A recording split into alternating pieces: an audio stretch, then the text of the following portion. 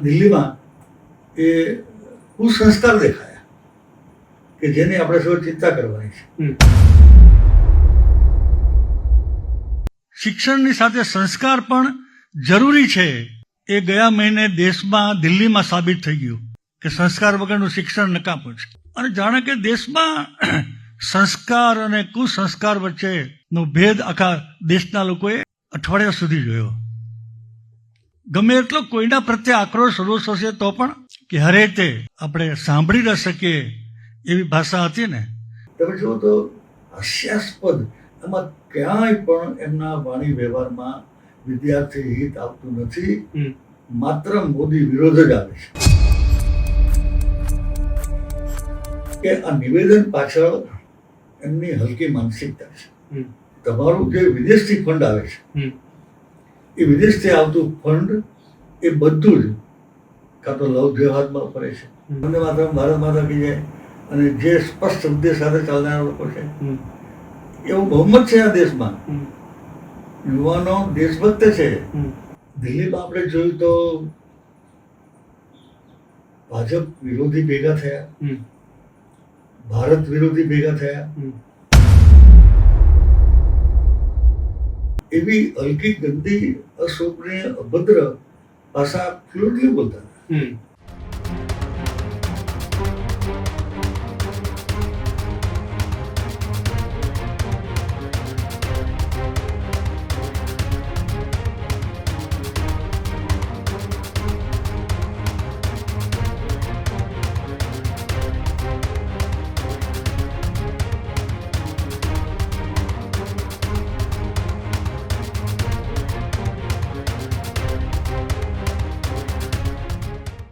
દિલ્હીના જંતર મંતર ખાતે છેલ્લા કેટલાક દિવસોમાં એક આંદોલન જોયું. આંદોલન પણ યુવાનોનું હતું અને યુવાનોએ લાંબા સમય સુધી સતત સંઘર્ષ કર્યો અને આ વાત એ દેશના વડાપ્રધાન સુધી પહોંચી. અને એ વિદ્યાર્થીઓના હિતમાં વિદ્યાર્થીઓની જે માંગ હતી એ માંગને લઈને સરકારે પણ નિર્ણય કર્યો. પરંતુ આ તમામની વચ્ચે હવે એક ચર્ચા એ જોરશોરથી ચાલી રહી છે.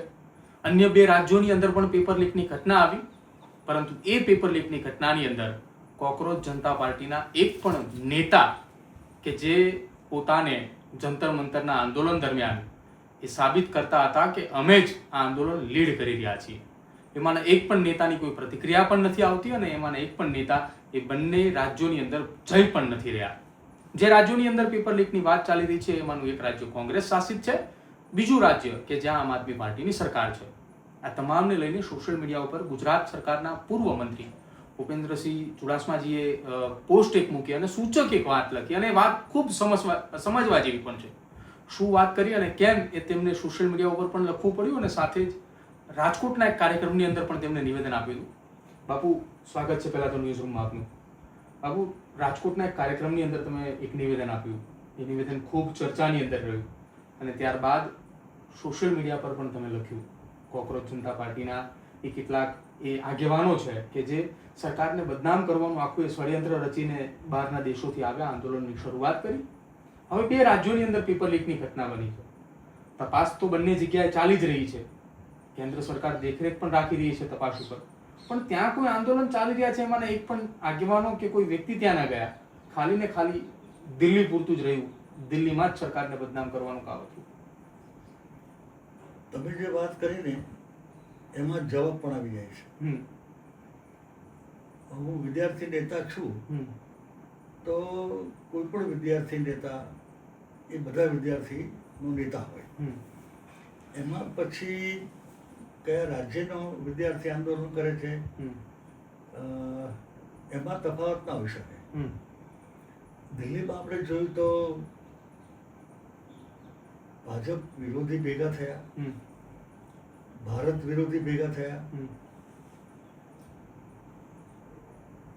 સંઘ વિરોધી ભેગા થયા અને મોદી સાહેબની વિરુદ્ધ. આ બધા જ ભેગા થયા અને વિષય કયો હતો? નીટનું પેપર લીક થયું છે એ વિષય હતો. તમે મને કહો કે વિદ્યાર્થી નેતાઓમાંથી કે સમર્થનમાં આવેલી સેલિબ્રિટી એમાંથી કોઈએ પણ આ વિષય ઉપર ચર્ચા કરી હોય? શહીદ થયેલા વિદ્યાર્થીઓના માતા પિતાને યાદ કર્યા હોય હમ. કે પછી ભવિષ્યમાં પેપર લીક ન થાય, બધા વિદ્વાનો હતા, સેલિબ્રિટી હતા. હમ. અમે સરકારને આ સૂચન કરીએ છીએ, એવું એક પણ ભાષણ ન થયું. અને ભાષણ થયા એ વિષય વગરના થયા, અને મેં કહ્યું એમ કે દેશ વિરોધી થયા, સનાતન વિરોધી થયા, એવા જ ભાષણો થયા. અને નીચે કેવું બન્યું, આ દેશની દીકરીઓ, 15 વર્ષ 20 વર્ષની દીકરીઓ, કદાચ મારે તમારો ઝઘડો થયો હોય તો પણ આવી હલકી ગાળો ન બોલીએ પુરુષ થઈને. અને મને તો આશ્ચર્ય લાગે છે કે ઘરમાં આ ભાષા બોલાતી હશે, ક્યાં શીખ્યા હશે આ દીકરીઓ, ક્યાં શીખ્યા હશે, ક્યાં સાંભળી હશે. અને ભાષા ફ્લુએન્ટલી ન બોલી શકાય, સારી ભાષા, એવી હલકી, ગંદી, અશોભનીય, અભદ્ર ભાષા ફ્લુએન્ટલી બોલતા હતા.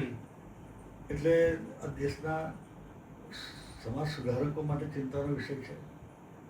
અને આપણે એમ કહીએ છીએ કે યુવાનો દેશનું ભવિષ્ય છે. તો મેં ચિંતા વ્યક્ત કરી છે કે આજ યુવાનો દેશનું ભવિષ્ય હોય તો ચોક્કસ ચિંતા કરવાની જરૂર છે. બિલકુલ.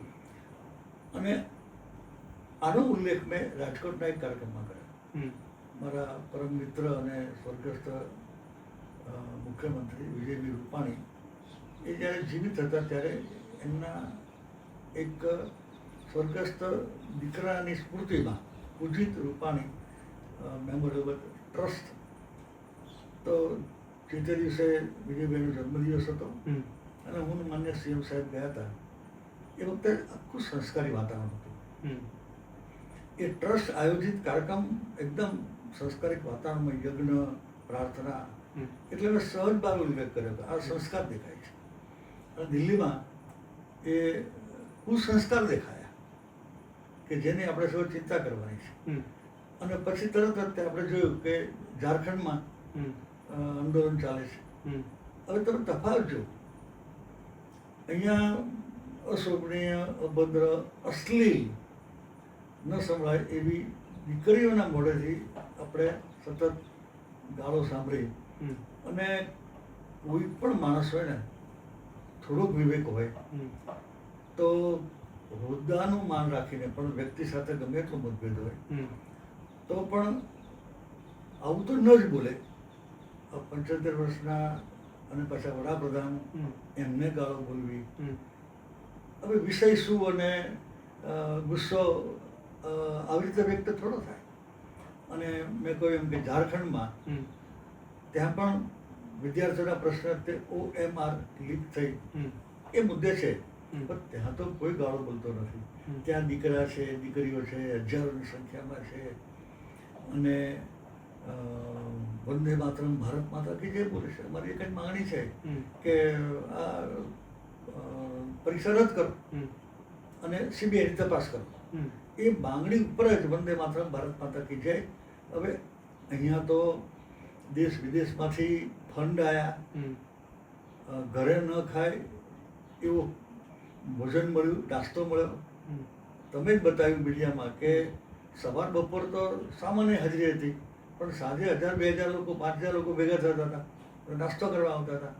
એટલે આ ખરેખર મારા જેવા રાજકીય તો ઠીક, હું સમાજનો આગેવાન પણ છું, તો એના મનમાં અને અનેક લોકોના મનમાં પ્રશ્નો થયા હશે કે આવું કેમ. તો મને લાગ્યું કે મારે આમ સમાજના ધ્યાન પર પણ મૂકવું જોઈએ. અને ખાસ કરીને જે લોકો આ બાબતની ચિંતા કરતા હોય છે તો એમના ધ્યાન પર મૂકવાના આશયથી મેં આ પોસ્ટ લખી. બાપુ, આપ એવું માનો છો કે જે દિલ્હીની અંદર આંદોલન થયું એની પાછળ કોઈ મોહરું હતું? કેમ કે 15 વર્ષની, 17 વર્ષની, 16 વર્ષની દીકરીઓ એ આ પ્રકારના શબ્દો બોલે, જે જાહેર મંચ ઉપર, જે CJPનું મંચ હતું એ મંચ ઉપર ભડકાઉ ભાષણ થાય, જે મુખ્ય માંગણી અથવા હતી કે જે મુખ્ય મુદ્દો હતો એના નામની ચર્ચા કર્યા સિવાય માત્ર ને માત્ર નિવેદનો આપવા, તો એમને કોઈ પાછળથી એવું પ્રેશરાઇઝ અથવા તો પાછળ એવો કોઈ ટેકો આપવામાં આવતો હતો કે અમે તમારી સાથે છીએ, અમે આ તમને લખીને આપ્યું છે, આટલું તમારે બોલવાનું છે, એવું કંઈ? આપણે તો જોયું હોય હમ આ વિદ્યાર્થી સંગઠન કહેવાતું CJP હમ એને માંગણી કરી કે શિક્ષણ મંત્રીનું રાજીનામું હમ અમારે જોઈએ છે. હમ હવે આ જ માંગણી ઉપર બધા વિપક્ષો અડી પડ્યા, હમ વડાપ્રધાનના ઘર સુધી ગયા, હમ રાહુલ ગાંધી ગયા અને શું માંગણી કરી? જે માંગણી આમણે કરી હમ એ માંગણી રાહુલ ગાંધીએ કરી હમ કે અમારે તો સંસદમાં કહ્યું હમ કે અમારે તો શિક્ષણ મંત્રીનું રાજીનામું જ જોઈએ. હમ પછી તો હરીફાઈ ચાલી, હમ દરેક પક્ષ ગયા, વામપંથી ગયા, SP ગયા, બધા લોકો ગયા. હમ એટલે એમની પાછળ આ બધા લોકો છે જ તે. હમ બાપુ, આપ ગુજરાતની અંદર શિક્ષણ મંત્રી રહી ચૂક્યા છો, અનેક વિદ્યાર્થીઓ આપને મળ્યા અને આપ હજુ પણ, ભલે રાજ્ય સરકારની અંદર આપની જવાબદારી નથી, પરંતુ આપ હજુ એ વિદ્યાર્થીઓની વચ્ચે રહ્યા છો અને રહી પણ રહ્યા છો. થોડા દિવસ પહેલા જ આપણે રાજકોટની અંદર ગયા, ત્યાં પણ વિદ્યાર્થીઓ હતા. ત્યાં આપને વિદ્યાર્થીઓની અંદર સંસ્કાર જોવા મળ્યા. એક પરીક્ષા લીક અથવા પેપર લીકની ઘટનાઓ બને તો એ ઘટનામાં એક વિદ્યાર્થીને કેટલું દુઃખ લાગે કે જ્યારે એ રાજ્યના શિક્ષણ મંત્રીને રજૂઆત કરવા આવતા હોય તો કેવી રજૂઆત કરે, તમારા સુધી કેવી વાતો અત્યાર સુધી પહોંચી છે? એક તો મારા સમયમાં પેપર લીક થયું નથી, હમ પણ છતાંય તે અન્ય વિભાગના થયા હોય હમ તો જે તે સમયે રાજ્ય સરકારે યોગ્ય પગલાં લીધા જ છે. હમ અને હંમેશા અમે તો બધા વર્ગના લોકો સાથે છીએ, હમ બધા વર્ગના લોકોની લાગણીઓ સમજીએ છીએ. હમ એના ભાગરૂપે વિદ્યાર્થીની લાગણી પણ સમજીને હમ જેમ ઉપર માન્ય વડાપ્રધાન શ્રીએ નિર્ણય લીધો, હમ ભૂતકાળમાં પણ અહીંયા તે જ્યારે જે પ્રસંગ બન્યો છે હમ તો સામૂહિક હિતને ધ્યાનમાં રાખીને અમે નિર્ણય લીધા છે. છેલ્લા જ્યારથી આ આંદોલન પૂરું થયું, આંદોલન સમેટાઈ ગયું અને ત્યારબાદના અન્ય 2 રાજ્યોની અંદર પેપર લીકની જે પણ ઘટનાઓ સામે આવી અને એ ઘટનાઓને લઈને સોશિયલ મીડિયા ઉપર અમે સતત નજર રાખતા હોઈએ છીએ, અમે જોતા પણ હોઈએ છીએ. ગતરોજ આપની સોશિયલ મીડિયા પર પોસ્ટ એટલે તુરંત જ મેં આપનો સંપર્ક કર્યો. સોશિયલ મીડિયા ઉપર અથવા તો જાહેરની અંદર માત્ર ને માત્ર ગુજરાતની અંદરથી બાપુ એક આપે જ નિવેદન આપ્યું છે, બાકી કોઈ નિવેદન અથવા કોઈ વાતચીત નથી કરી રહ્યા. એનું કારણ આપ શું માનો છો? એવું કોઈ કારણ નથી હોતું, હમ કોઈ કારણ નથી હોતું. હમ બધાના મનમાં પડેલી વાત છે, હમ બધાના મનમાં હમ જે દેશ હિતનું વિચારે છે, હમ દેશ પ્રેમનું વિચારે છે. હમ આ સરકારે જ આ દેશની પ્રગતિમાં અહમ ફાળો આપ્યો છે. હમ એ રાજ્ય સરકાર હોય કે કેન્દ્ર સરકાર હોય, આ બધા જ લોકો એવું માને છે. હમ પણ મેં નિવેદન નથી આપ્યું, હમ મેં પોસ્ટ દ્વારા મારી લાગણી વ્યક્ત કરી છે. હમ પણ બીજા કોઈ નથી આપ્યું એનું કોઈ કારણ ન હોઈ શકે, હમ પણ મેં આપ્યું છે. હું આવા જ પ્રકારના પ્રસંગો હોય હમ ત્યારે મારું મંતવ્ય એ પોસ્ટ દ્વારા રજૂ કરું છું.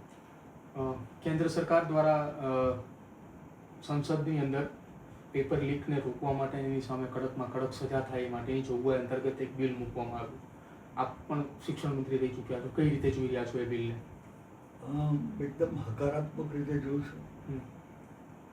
માન્ય મોદી સાહેબે વિદ્યાર્થીઓની લાગણી ધ્યાનમાં રાખીને ધર્મેન્દ્ર પ્રધાનનું રાજીનામું પણ અપાયું. આ કેટલી મોટી ઘટના કહેવાય, તમે વિચાર કરો. અને જે રીતે બિલમાં જોગવાઈ કરવામાં આવી છે એટલે ભવિષ્યમાં કોઈ હિંમત નહીં કરે. બીજું કે આમાં ક્યાંય રાજકારણ નથી આવતું. સામે પક્ષે માત્ર રાજકારણ માટે જ કરે છે. આમાં તમે જોયું હશે કે ટાસ્ક ફોર્સની રચના કરવામાં આવી છે. તમે મને કહો કે આમાં એક પણ વ્યક્તિ ભાજપ કે સંઘ સાથે જોડાયેલું હતો કહો. જો આમાં અમારે રાજકારણ કરવું હોત, અમારા માણસોને મૂકવા હોત તો મૂકવાનું અમારા હાથમાં જ હતું, મૂકી શક્યા હોત. પણ એવા વિષયને નિષ્ણાત અભ્યાસુ અને જે ચેરમેન નિમ્યા છે નિલેકણી, એ તો 14મા કોંગ્રેસના લોકસભાના ઉમેદવાર હતા. અમે શા માટે મૂકીએ? પણ અમે એ કોંગ્રેસની માનસિકતા છે ધ્યાનમાં લીધું નથી. અમે ધ્યાનમાં શું લીધું? એની એક્સપર્ટાઇઝ ધ્યાનમાં લીધી, એનો અનુભવ ધ્યાનમાં લીધો.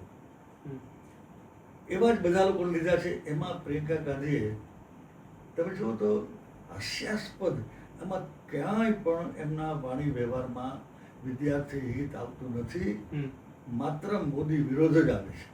એમણે શું કીધું કે આ ફલાણા ભાઈ તો કોઈ સંસ્થા ડાયરેક્ટર છે, બહુ જ વિદ્વાન છે, દેશ વિદેશમાં એમણે પેપરો પણ ખૂબ લખ્યા છે અને માન્યતા મેળવી છે, તો કે તો ગૌમૂત્રના નિષ્ણાત છે. હવે માની લો કે હું કોઈ પણ વ્યવસાયમાં હોઉં તો પછી બીજી જાણકારી મને હોય એમાં શું છે?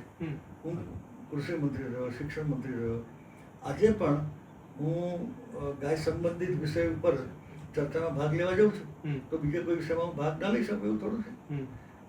કહેવાનો મતલબ એ છે કે આ નિવેદન પાછળ એમની હલકી માનસિકતા છે. એવું ના બોલ્યા તો નહીં ચાલતું. પણ તમે જો તો બધા જ કોંગ્રેસના લોકો, સપા બસપા બધા લોકો અત્યારે એક એજન્ડા છે એમનું.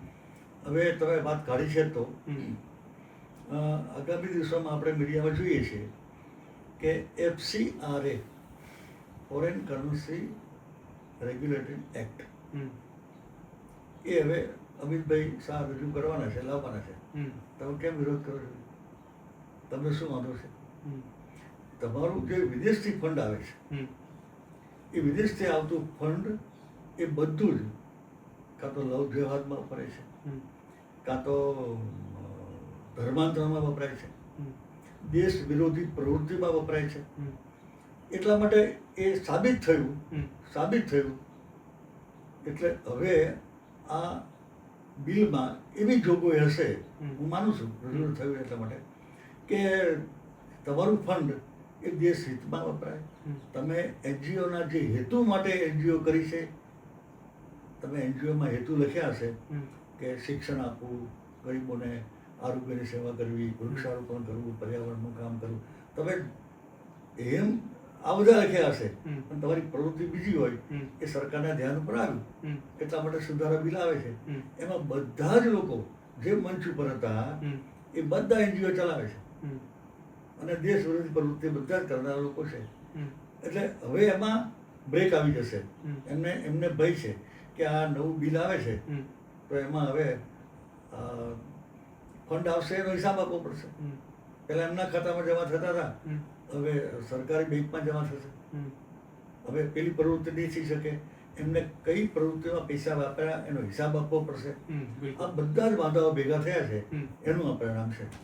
બાબુ, હાલ આવનારી ચૂંટણી જ્યારે આવશે 2027ની, એ વખતે સૌથી વધુ ઝેન્ઝી મતદારો હશે.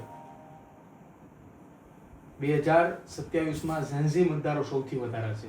કઈ રીતે જોઈ રહ્યા છો આ ઝેન્ઝીને? કેમ કે એક તરફ એ જંતર મંતરના આંદોલનના મંચ ઉપર એ ઝેન્ઝી હતા અને હવે બીજી તરફ એ જ ઝેન્ઝી મતદારો તરીકે હશે. એ ઝેન્ઝી ઝારખંડમાં છે જ ને? બિલકુલ. વંદે માતરમ, ભારત માતા કી જય, અને જે સ્પષ્ટ ઉદ્દેશ સાથે ચાલનારા લોકો છે, એવું બહુમત છે આ દેશમાં. યુવાનો દેશભક્ત છે અને જુએ છે કે મારું ભવિષ્ય ક્યાં છે. મારું ભવિષ્ય આવા લોકો સાથે ઉશ્કેરાઈને ગંદી ગાળો બોલાવવામાં છે મારું ભવિષ્ય. તમે જુઓ તો બધા લોકો પસ્તાયા, એમના મા બાપ પસ્તાયા, લોકોએ એમના ઘર ખાલી કરાયા. એટલે ખબર પડી ગઈ કે આ દિશા નકામી છે. અને ભવિષ્યની અંદર તો કેન્દ્ર સરકારે, રાજ્ય સરકારે એમના માટે જે નવી નવી જે ટેકનોલોજી યોજનાઓ કરી છે, બધી ટેકનિકલી સ્ટાર્ટઅપ છે, તો એમને આમાં ભવિષ્ય દેખાય છે. અમને પૂરો વિશ્વાસ છે ગુજરાતમાં અમે 7મી વાર ચૂંટાયા છીએ, 8મી વાર ચૂંટાવાના છે એમના સહકારથી, એમની મદદથી. અને કેન્દ્રમાં 3 વાર ચૂંટાયા છીએ, 4થી વાર 29માં ચૂંટાવાના છે. એક છેલ્લો સવાલ મારે તમને પૂછવો છે.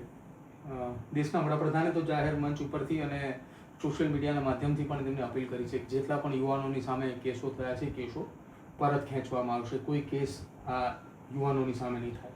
સાથે સાથે ગુજરાત સરકારે પણ નિર્ણય લીધો છે કે ઝેન્ઝીના આંદોલન દરમિયાન જે કંઈ પણ ફરિયાદો થઈ હશે એ પરત ખેંચવામાં આવશે. એમની સામે કોઈ પણ પ્રકારના કેસ નહીં ચલાવવામાં આવે. શું કઈ રીતે જોઈ રહ્યા છો આપ? એમાં બંને સરકારોએ ઉદાર મન રાખ્યું છે હમ. કે કેટલીક વાર આવા આંદોલનમાં જેમણે ગુનો કર્યો એમણે કબૂલ પણ કર્યું, દાવો બોલ્યા એમણે કબૂલ પણ કર્યું કે અમે ઉશ્કેરાટમાં આવી ગયા હતા. પહેલી વાર ગયા હોય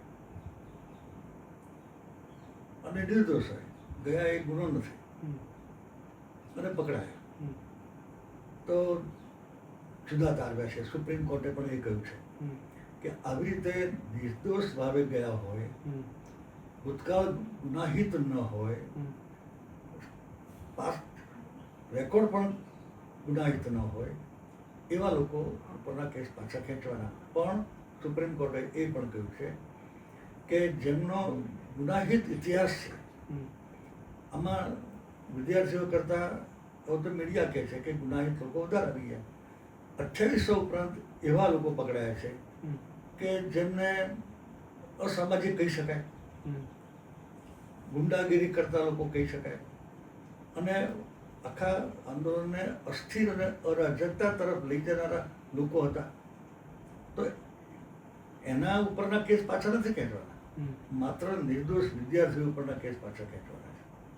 આભાર બાબુ વાતચીત કરવા બદલ. તો દિલ્હીના જંતર મંતરના આંદોલનને લઈને ગુજરાતમાંથી એ રાજ્યના પૂર્વ શિક્ષણ મંત્રી ભૂપેન્દ્રસિંહ ચુડાસમાજીએ આપણી સાથે વાતચીત કરી, આખી વાત સમજાવી કે સોશિયલ મીડિયા ઉપર અને જાહેર મંચ ઉપર કે રાજકોટના એક કાર્યક્રમની અંદર વિદ્યાર્થીઓનું અંતર, કે ત્યાં એક વિદ્યાર્થીઓની અંદર ભક્તિ જોવા મળી અને દિલ્હીના જંતર મંતરના આંદોલનમાં વિદ્યાર્થીઓ તો હતા પરંતુ વિદ્યાર્થીઓને ગેરમાર્ગે દોરવામાં પણ કેટલાક લોકો સામેલ હતા. એ ખુલ્લા પણ પડ્યા અને રાજ્ય સરકાર અને કેન્દ્ર સરકારે તમામ એ વિદ્યાર્થીઓ ઉપર જે કેસો થયા છે કે જે સાચા અર્થમાં વિદ્યાર્થીઓ હતા એમના એ કેસ પરત ખેંચવાની પણ વાત કરી છે અને સાથે સાથે દેશમાં ચાલતા અન્ય રાજ્યોના આંદોલનોને પણ એ તેમને દર્શાવ્યા છે કે જ્યાં સરકાર એનડીએની કે ભાજપની નથી પરંતુ ત્યાં પણ આંદોલન ચાલે છે પણ ત્યાં કોકરોચ જનતા પાર્ટીના કોઈ નેતા કે કોઈ આગેવાન નથી જઈ રહ્યા. તેને લઈને પણ તેમને સવાલ ઉઠાવ્યા છે અને સ્પષ્ટ એ વાત કરી છે, અંતર પણ બતાવ્યું છે કે જુઓ આ બે આંદોલન અને બે અંતર. ખેડૂત ભાઈઓ છે ખેતરમાં ડ્રોન ઉડાવતા હોય છે ત્યારે આપણે એક પ્રશ્ન સતાવતો હોય છે કે જે આપણે અત્યાર સુધી જીપીએસ ટેકનોલોજીવાળા ડ્રોન વાપર્યા છે, જેથી કરીને મોબાઈલ ટાવર છે અથવા તો હાઈ ટેન્શન લાઇન પસાર થતી હોય, કોઈ વૃક્ષો હોય, ત્યારે જે જીપીએસ ટેકનોલોજીવાળા ડ્રોન છે એમાં ટકરાય અને ટ્રેસ થાય છે. પણ એગ્રીઓન લાવ્યું છે GNSS ટેકનોલોજી ડ્રોન, જેથી કરીને એ ડ્રોન છે એ કોઈ જગ્યાએ ટકરાય નહીં, પોતાની રીતે જ ડિસિઝન લે છે અને મૂવ થઈ જાય છે, જેથી કરીને GNSS ટેકનોલોજી ડ્રોન છે એ વાપરવાનો આગ્રહ રાખો. હજુ સુધી તમે અમારી ચેનલને સબસ્ક્રાઇબ નથી કરી તો અત્યારે જ ન્યૂઝરૂમ ગુજરાતને સબસ્ક્રાઇબ કરો, ફેસબુક અને ઇન્સ્ટાગ્રામ પર ફોલો કરો.